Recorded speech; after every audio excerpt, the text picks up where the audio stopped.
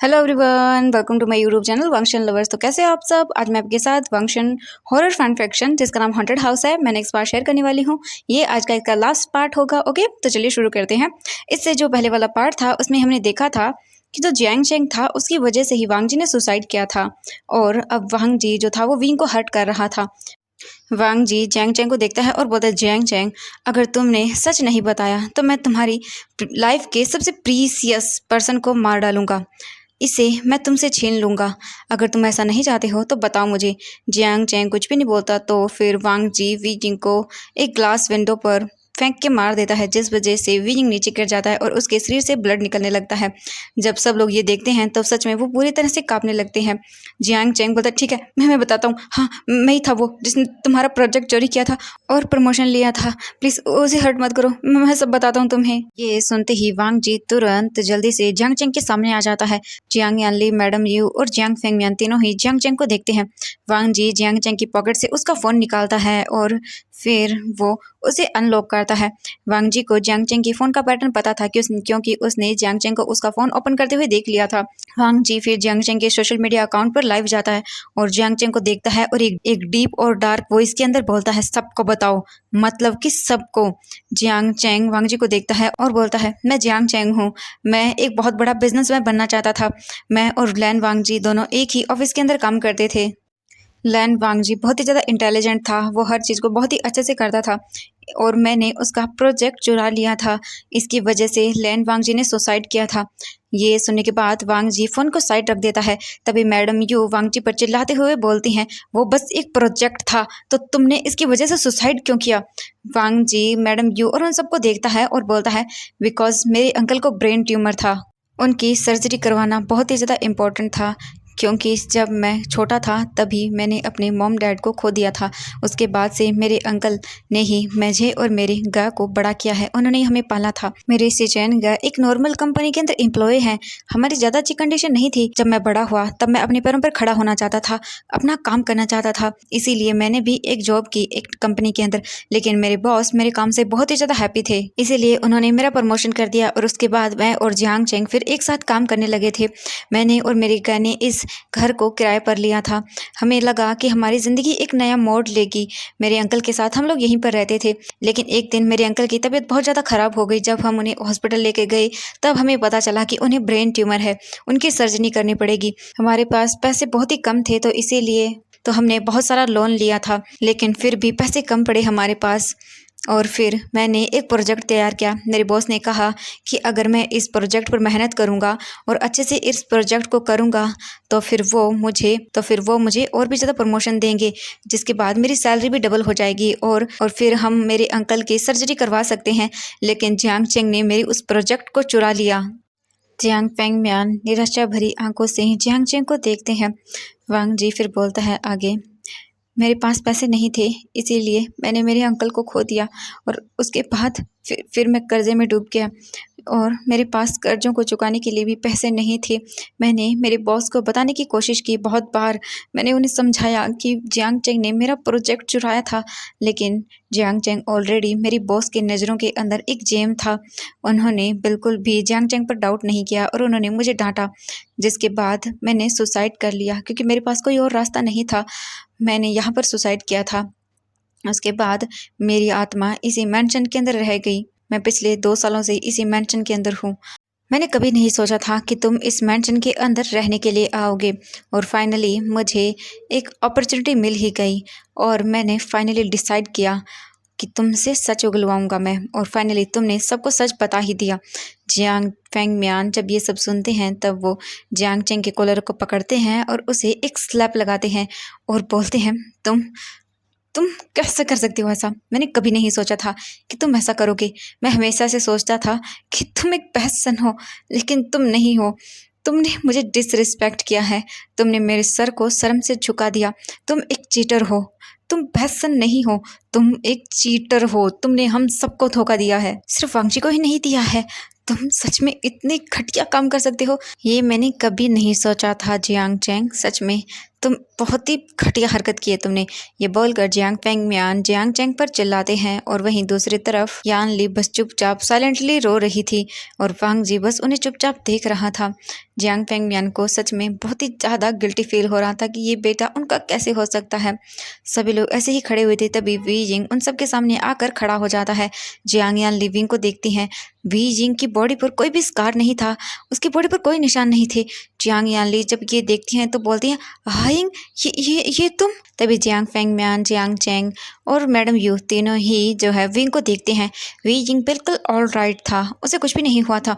Madam you जब ये देखती हैं तो गुस्से में तो वो वी जिंग पर चिल्लाते हुए बोलती हैं, तुम बिल्कुल ठीक हो, तुम मरे नहीं। वी जिंग चुपचाप खड़ा हुआ था, वो कुछ भी नहीं बोल रहा था। ये सुनते ही वांगजी को गुस्सा आ जाता है और वो मैडम यू पर अटैक करने के लिए आगे बढ़ता है, लेकिन तभी जल्दी से वीजिंग आता है और वो वांगजी का हाथ पकड़ लेता है और उसे कुछ भी नहीं करने देता है। मैडम यू बोलती हैं, इसका मतलब तुमने ट्रिक किया था, ये तुम दोनों का प्लान था। तुम बिल्कुल ठीक हो, तो इसका मतलब है कि वांगजी ने तुम्हें हर्ट नहीं किया था। वीजिंग मैडम यू को देखता है और बोलता है, नहीं, वो मेरा इल्यूजन था जिसे हर्ट किया गया था, क्योंकि कल वांगजी ने मुझे सब सच्चाई बता दी थी। अब हम देखते हैं यहाँ से एक फ्लैशबैक जिसके अंदर वांगजी ने वी जिंग को सब सच बताया था। वी जिंग अब फ्लैशबैक को याद करता है।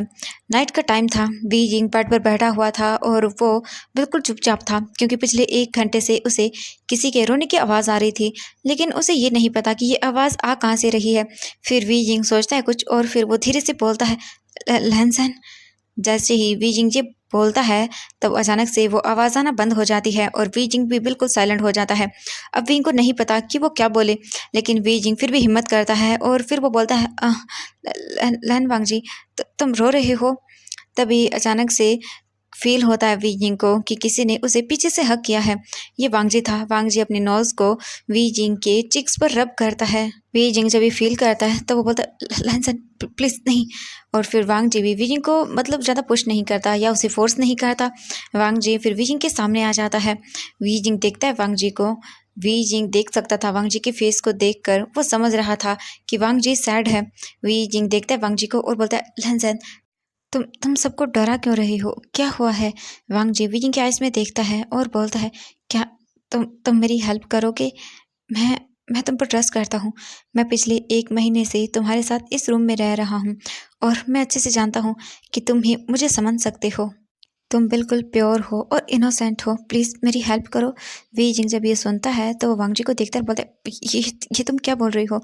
वांग जी अपना सर नीचे कर लेता है और फिर वो वी जिंग को बताता है कि उसके साथ क्या हुआ था। वी जिंग जब ये सुनता है सब चीज़ें तो वो शॉक रह जाता है और बोलते, क्या सच में। वांग जी बोलता है, हाँ, यही रीज़न था जिस वजह से मैंने सुसाइड किया था। वी जिंग ये सुनने के बाद बहुत ही ज़्यादा हर्टिंग फील करता है। उसकी आंखें पूरी टेरी हो जाती हैं और वो वांग जी को देखता है और वो वांग जी के कोल्ड हैंड्स को पकड़ता है अपने हाथों में और बोलता है, मैं तुम्हारी हेल्प करूँगा, मैं रेडी हूँ इसके लिए, बताओ मुझे क्या करना होगा। वांग जी विंग को देखता है और बोलता है, मैं तुम्हें हर्ट करूँगा। अब मेरा मतलब है तुम्हारे इल्यूजन को, तुम्हें कुछ नहीं होगा, तुम बिल्कुल फाइन रहोगे और बिल्कुल ठीक रहोगे, ठीक है। वी जिंग वांग जी को देखता है बोलता है कि हाँ ठीक है, मैं तुम्हारा साथ दूंगा, लेकिन वांग जी विंग को देखकर बोलता है, लेकिन क्या। मैं तुम्हें पैसे या फिर कोई और चीज़ें नहीं दे सकता हूँ, क्योंकि मैं पहले से ही कर्जे में हूँ। ये सुनते ही वी जिंग की आंखें आंसुओं से भर जाती है। वो वांग जी को देखता है बोलता है, नहीं, मैं पैसे की बात नहीं कर रहा हूँ, वो मैं ये बोल रहा हूँ कि आप मेरी परमिशन के बिना मुझे नहीं देखेंगे। जब वांग जी ये सुनता है तब बोलता है, तुम्हें इसकी चिंता करने की ज़रूरत नहीं है। जब जियांग चेंग सबको सच बता देगा तो फिर मैं यहाँ से गायब हो जाऊँगा। उसके बाद मैं इस मेंशन को छोड़ दूँगा, मैं यहाँ से चला जाऊँगा। मुझे नहीं पता इसके बाद मैं पुनर्जन्म लूँगा या फिर नहीं, या फिर मैं किसी दूसरी दुनिया में चला जाऊँगा, मुझे नहीं पता है। ये सुनते ही वी जिंग के अंदर उसे एक अजीब सा पेन फील होता है। उसके हार्ट में उसे अजीब सी चीज़ फील होती है। उसे नहीं पता कि वो क्या करे। वी जिंग बोलता है, तो तुम चले जाओगे। वांग जी विंग को देखते हुए बोलते हैं, हाँ, मैं चला जाऊँगा यहाँ से। मैं तुम्हें और ज़्यादा परेशान नहीं करूँगा। मैं तुम्हारी परमिशन के बिना तुम्हें नेकेड नहीं देखूँगा। मैं तुम्हारी परमिशन के बिना तुम्हें किस नहीं कर पाऊँगा। मैं तुम्हें गलत तरीके से टच नहीं कर पाऊँगा। मैं यहाँ से चला जाऊँगा। वी जिंग जब ये सुनता है तब उसे अपने दिल के अंदर एक खालीपन महसूस होता है और उसकी आंखों से आंसू बहने लगते हैं। वी जिंग फिर अपने आप को रोकता है और अपनी आंखों से आंसुओं को साफ करता है। वांग जी विंग की आंखों में देखता है और बोलता है, वी जिंग, तुम्हें मैं कुछ बताना चाहता हूँ। वी जिंग वांग जी को देखता है और बोलता है, वांग जी बोलता है, Wei Jing, I love you. जब वी जिंग ये सुनता है तब वो शॉक हो जाता है। उसे मतलब यकीन नहीं हो रहा था। वो समझ ही नहीं पा रहा था कि मतलब कभी वांग जी सच में उससे प्यार कर सकता है। उसे तो विश्वास ही नहीं हो रहा था कि वांग जी उससे प्यार करता है। वी जिंग को सेटिस्फेक्शन फील होता है, उसके फेस पर स्माइल आ जाती है और उसे बहुत ही अच्छा लग रहा था कि वांग जी उसके लिए फीलिंग्स रखता है। वांग जी वी जिंग को देखता है और फिर स्माइल करता है और वहाँ से वो तुरंत ही डिसअपियर हो जाता है। वी जिंग ये देखकर थोड़ा सैड हो जाता है, उसे अच्छा नहीं लगता। अब फ्लैशबैक एंड हो जाता है। वांग जी सबके साथ में खड़ा हुआ था वहीं पर। वी जिंग वांग जी को देख रहा था। तभी जियांग चैंग आगे बढ़ता है वी जिंग को हग करने के लिए, लेकिन वी जिंग जियांग चैंग को पुश कर देता है। जियांग चैंग अपना सर नीचे कर लेता है और मैडम यू बहुत ही एम्बैरेसिंग फील कर रही थी क्योंकि उसके बेटे ने अपने लाइफ में सबसे डिस्गस्टिंग काम किया था। जियांग याली वी जिंग को हक करती है और वो उसकी पीठ को सहलाने लगती है। वी जिंग की आंखों से आंसू बहने लगते हैं। यान ली, जियांग चैंग, वी जिंग और सभी लोग जो थे वो जियांग फेंग म्यान वांग जी को ही देख रहे थे। वांग जी की आंखों में साफ साफ दर्द नजर आ रहा था। वी जिंग भी वांग जी को देख रहा था। तभी अचानक से धीरे धीरे वांग जी गायब होने लगता है। वांग जी के हाथ और पैर गायब हो चुके थे। अब उसकी नेक भी गायब हो रही थी। वी जिंग ये देखकर बिल्कुल भी बर्दाश्त नहीं कर पा रहा था। वी जिंग बोलता है लैंजन लैंजन लैंजन प्लीज मुझे छोड़कर मत जाओ। आई love you so much, please ऐसे मत जाओ मुझे छोड़कर। मैं बिल्कुल भी तुमसे शिकायत नहीं करूंगा, मैं कुछ नहीं बोलूंगा। तुम जो चाहे वो कर सकते हो, तुम जैसे चाहे मुझे देख सकते हो, तुम कुछ भी करो, मैं नहीं रोकूंगा तुम्हें। प्लीज ऐसे मुझे छोड़कर मत जाओ। आई लव यू लैंजन लैंजन प्लीज मत जाओ। प्लीज़ मैं नहीं रह पाऊँगा तुम्हारे बिना, प्लीज़। लेकिन वांग जी वी जिंग को देख रहा था। वांग जी बोलता है Wei Jing I love you. ये बोलकर वांग जी पूरी तरह से गायब हो जाता है। ये देखने के बाद वी जिंग पूरी तरह से टूट जाता है। वो नीचे फ्लोर पर गिर जाता है और बहुत बुरी तरह से रोने लगता है। जियांग यानली वी जिंग को शांत कराने लगती है, लेकिन वी जिंग और भी ज़्यादा रोता है। वो अपनी नीज़ के अंदर अपना फेस छुपा लेता है। वो पूरी तरह से टूट चुका था और वो बहुत बुरी तरह से रो रहा था। जियांग फेंगमियन भी आते हैं और वो भी इनको चुप कराते हैं, उसे हग करते हैं और काफ़ी टाइटली करते हैं। वो सभी उसे संभाल रहे थे, लेकिन वी जिंग बिल्कुल भी अपने आप को नहीं संभाल पा रहा था। उसने अपने प्यार को खो दिया, उसने अपने लहन को खो दिया। अब वो उसे कभी नहीं देख पाएगा, उसे कभी नहीं देख पाएगा। वी जिंग को बहुत ही हर्ट हो रहा था और वो बहुत बुरी तरह से रो रहा था। तब यहीं से सीन कट हो जाता है। अब हम देखते हैं पूरे 1 महीने बाद का सीन। वांग जी को वहाँ से गायब हुए पूरे 1 महीने हो चुके थे। जियांग चैंग जेल में था और वो अपने किए की सज़ा पा रहा था। उसने जो गलती की थी उसकी वो सज़ा काट रहा था जेल के अंदर। मैडम यू वी जिंग पर बहुत गुस्सा थी। वो एक भी मौका नहीं छोड़ रही थी वी जिंग को बातें सुनाने का। वहीं दूसरी तरफ जियांग फैम मियान और जो जियांग यानली थी वो वी जिंग से प्यार करते थे। वो बहुत ही उसकी केयर कर रहे थे क्योंकि उन्हें पता था कि जियांग चैंग को उसकी गलतियों की सज़ा देना ज़रूरी है। वी जिंग अपने कॉलेज में था और वो अपने एग्ज़ाम्स दे रहा था। वी जिंग आज लास्ट एग्ज़ाम दे रहा था अपना, अब से वो 2nd ईयर में हो जाएगा। वी जिंग बहुत हैप्पी था कि इसके बाद वो बिल्कुल फ्री है। वी जिंग अब एक हाई मतलब बोल सकते हैं कि सीनियर स्टूडेंट बन जाएगा। इसके बाद वी जिंग फिर अपने एग्ज़ाम को देता है और फिर वो बाहर निकल कर आता है। वी जिंग गेट के पास खड़ा हुआ था, तभी अचानक से कोई आता है और विंग का हाथ पकड़ लेता है। वी जिंग शॉकिंगली पीछे टर्न होता है और देखता है तो वो बिल्कुल शॉक हो जाता है और वो बोलते सिचन लहन सिचन लैन से जनविंग को देखते हैं, बोलते वी जिंग जल्दी चलो, मुझे तुम्हारी ज़रूरत है, वांग जी को तुम्हारी ज़रूरत है, प्लीज़ जल्दी चलो। वी जिंग जब ये सुनता है तो बोलता है वांग जी, और वो शॉक हो जाता है। वी जिंग जो था वो इन सब चीज़ों को प्रोसेस करने की ट्राई करता है, लेकिन तभी जल्दी से लैन सिचिन वी जिंग को जो है वो कार के अंदर पुश कर देते हैं। खुद जल्दी से कार के अंदर आते हैं और वो कार को मतलब ड्राइव करना शुरू कर देते हैं। विंग को तो कुछ भी समझ नहीं आ रहा था। अब हम देखते हैं रोड का सीन। वी जिंग बोलता है लैन सिचिन ये आप क्या बोल रहे हो, और मुझे कुछ भी समझ नहीं आ रहा है। लैन सैन तो मर गया।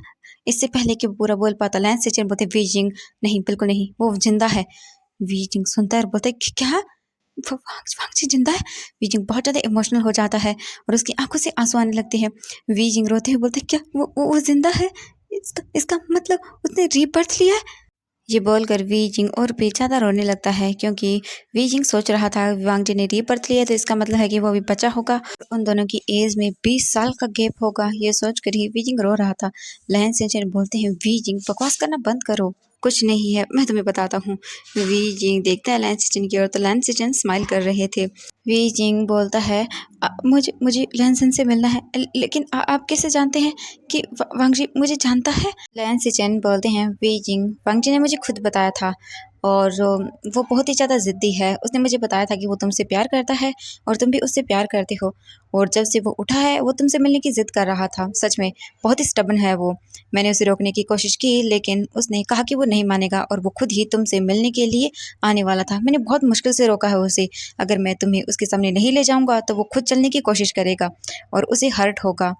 वी जिंग जब ये सुनता है तो बोलते, क्या? मुझे बताइए वो जिंदा कैसे है? और मैं उससे मिलना चाहता हूँ। लैंस सिचन बोलते हैं, वी जिंग, उसने तुम्हें वहीं तक की चीज़ें बताई थी जब उसने सुसाइड कमिट किया था। आई मीन जब उसने सुसाइड किया था तब तक की। लेकिन उसके साथ एक और एक्सीडेंट और हुआ था उसके बाद। उस एक्सीडेंट के बारे में वांग जी ने तुम्हें नहीं बताया क्योंकि वो खुद भी भूल चुका था कि उसके साथ ये भी हुआ था। वी जिंग बोलते, क्या? लैन सिचन बोलते हैं, हाँ, वांग जी ने जब सुसाइड किया था तब मैं घर पहुंचा तो मैंने देखा कि मेरे ब्रदर ने सुसाइड किया है। मैं जल्दी से उसके पास गया और उसे नीचे उतारा, और फिर बाद में मैंने उसके नब्ज़ चेक की तो वो ज़िंदा था। मैं उसे लेकर हॉस्पिटल गया और 1 घंटे के बाद जब वो वापस सेंस में आया तो वो पूरी तरह से डिप्रेस था क्योंकि हम लोग कर्जे में डूब चुके थे। पूरी तरह से कर्जा था और वांग जी मेरे ऊपर बर्डन नहीं बनना चाहता था, इसीलिए वो हॉस्पिटल से भाग गया। लेकिन उसे पकड़ने के लिए जब मैं उसके पीछे गया तब वहाँ पर एक एक्सीडेंट हो गया। एक कार ने वांग जी को हिट किया और वहीं पर वांग जी के साथ वो एक्सीडेंट हुआ था। वांग जी उसके बाद पूरे 2 साल तक कोमा में था। वी जिंग जब ये सुनता है तो बोलता है, क्या? लेकिन वांग जी की आत्मा तो जेड मेंशन में थी ना? लैंस सिचन बोलते हैं, हाँ ऐसा था। ये बहुत ही डिफ़िकल्ट है। ऐसा बोल सकते हैं ये, मतलब यकीन करने के लायक ही नहीं है। ये बहुत ही मतलब अनएक्सपेक्टेड चीज़ है। उस एक्सीडेंट के बाद से वांग जी मरा नहीं था, वो कोमा में चला गया था। आई मीन ऐसा बोल सकते हैं कि वांग जी सेमी डेड था। उसकी जो सोल थी वो उसी मैंशन के अंदर कैद हो चुकी थी और वांग जी को इस चीज़ का नहीं पता था कि वो कोमा में है, और वांग जी वहीं पर रह रहा था उस जेड मैंशन के अंदर। उसकी सोल बदला लेना चाहती थी, इसीलिए वो वहाँ से आज़ाद नहीं हो सका। वी जिंग सुनता है और वो मतलब शॉक था, सरप्राइज था, उसे समझ नहीं आ रहा था। वी जिंग बोलता है, और वो होश में कब आया? लैंस सिचन बोलते हैं, 1 महीने पहले। जब वो 1 महीने पहले होश में आया तब वो बस तुम्हारा नाम लेता जा रहा था। डॉक्टर ने उसे चेक किया और चेक करने के बाद डॉक्टर ने उसे इंजेक्शन लगा दिया। उसके बाद वो 2 दिन तक उसके बाद वो कोमा के अंदर रहा।